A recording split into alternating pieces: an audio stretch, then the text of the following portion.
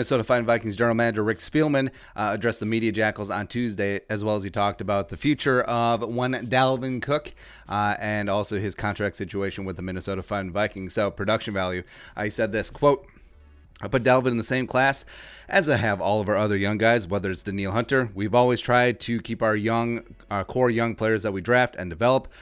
Candy Polamalu has done a phenomenal job with the position, and we'll look at that. Usually we do not look at extensions until after we get through the draft. Right now, we have so much ahead of us, a lot of decisions to make before free agency begins and the new league year begins, and then we look at the draft once it's settled down and everything. But I consider Dalvin as one of those core group of players that I definitely want to try and keep, end quote.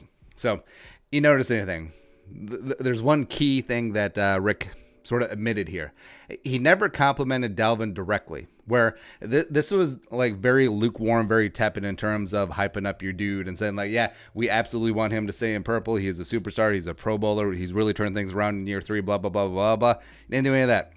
What he did is that he lumped Dalvin in with a class of other young guys you want to retain, as well as young core players and blah, blah, blah. So, I mean, yeah, it's really a non-committal committal or a committal non-committal, which Rick Spielman is phenomenal at. But also contrast this with how Jerry Jones basically climaxed every time he got to talk about Zeke last offseason, where it's like, Zeke!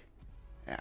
And by the way, Zeke may be the only running back currently in the league who is actually worth their second contract. You know, maybe Dalvin, maybe Christian McCaffrey could prove otherwise. But I think it's clear two things.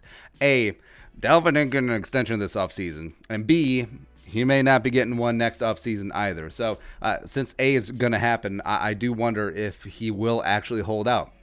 Remember a couple weeks ago, Tom Pelissero was talking about how Dalvin absent a new extension could be absent in the spring and potentially into the fall. It's been a while since we've had a good old-fashioned contract holdover with the Vikings, because the Vikings have been very phenomenal, just like Spielman said, about retaining their young core, generally paying their guys a year early because A, you get them locked up for a long-term deal, B, the player gets money, that big fat signing bonus right up front. It's awesome. And also C, you generally get them below market value because they're a year away from hitting the open market. So it's a win-win all the way around. But running back is such a unique position just because there's so much attrition there, and running backs generally don't live up to once they hit the break the bank with a big second contract. I kind of see how the situation is spilling out. And also, notice how he praised Candy Polamalu on coaching, quote, has done a phenomenal job with the position. So, again, he actually ladled on more praise for Kennedy as opposed to Dalvin, which is very interesting. And also, I don't think that was necessarily an accident. So, that's clear DAP at. You got Alexander Madison coming up. You have Mike Boone coming up. Potentially could retain Amir Abdullah. Wouldn't mind that at all. And then also, you could be looking to the draft. I mean, you could just draft another Dalvin Cook, even though Dalvin really turned things on in year 3.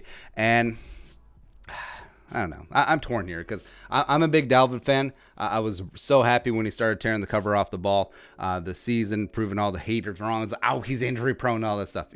Yeah, he is. Don't get me wrong. But also, you just saw the potential. Year 1 before he tore his ACL, year 2 in spurts before he had the hamstring, which is directly tied to the ACL. But also, running backs have a finite shelf life. I mean, Dalvin, it is what it is. He has yet to play a healthy 16-game season, which is important. And we've seen the highs as he became a Pro Bowler this year and was playing at, frankly, at all-pro level, playing a lot better than Christian McCaffrey at the beginning of the season. And then after Dalvin was dinged up against Denver and was either out or limited, the offense really cratered. It really did change.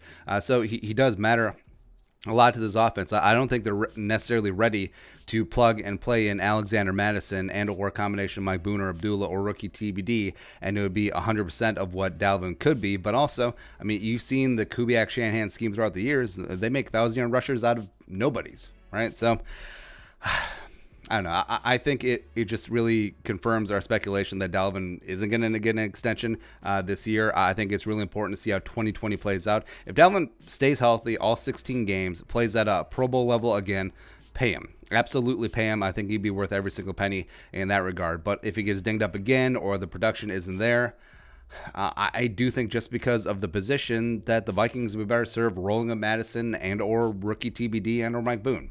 But since the Vikings looks like they're going to take that stance, and I think Spielman's comments back that up. Although, like we always say on this channel, actions do speak louder than words, but also the actions are trending towards Dalvin having to sit out as well.